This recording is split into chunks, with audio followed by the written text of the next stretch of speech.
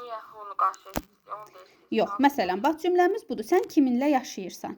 Bunun ingiliscə versiyasında biz bir-bir götürüb sözləri yazsaq, sən, you, kiminlə, who və orada lalə şəkilsi var deyə biz orada with də olmalıydı.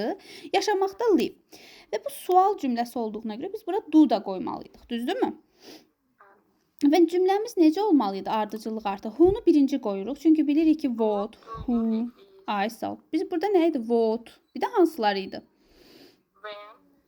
What, when, who, why, which. Bunların hamısı cümlənin əvvəlində gəlir. Bunlardan əvvələ sual cümləsinə heç nə keçirdə bilmirik. Okay? Əla. Daha sonra da sual olduğuna görə do-nu qoyurduq. Qaydaya görə də necə idi? Adam hərəkət olmalıdır cümlədə. You və live. Okay? Bura qədər hər şey okeydir. Yəni bu with artıq yeri yox idi başqa. Yəni cümlədə gəlməyə yeri yox idi. İkinci cümlədə yenə eyni qaydada. Listen to, nəyəsə qulaq asmaqda. Cümlə necə idi? What kind of? Okay. O bir sonra nə gəlirdi? Aha.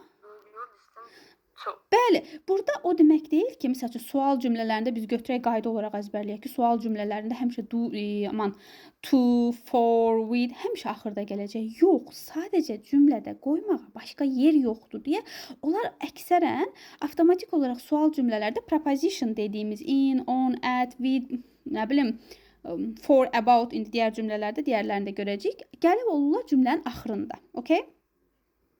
Və bu qaydanı biz B1-da başlayırıq öyrənməyə. Daha belə geniş formada B2-də yerinə keçiləcək. Yaxşı mı? Okay? B1 level'da, B1 level'da başlayırıq. B2-də biraz da geniş olur. Digər cümləni keçək.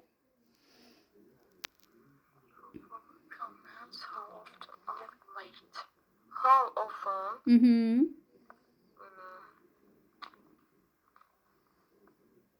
Are you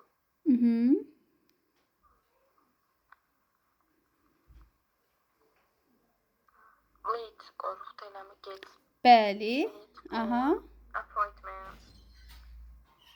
Ha. Səncə düz oldu? Orada hər hansı bir qarşılıq oldu mu? One minute.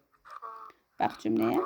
Bu qayda sizin üçün çox amma çox önəmli olan qaydalardan biridir. Danışığı çox düzəldir və B1 level'da danışmaq üçün bu qaydanı bilmək vacibdir.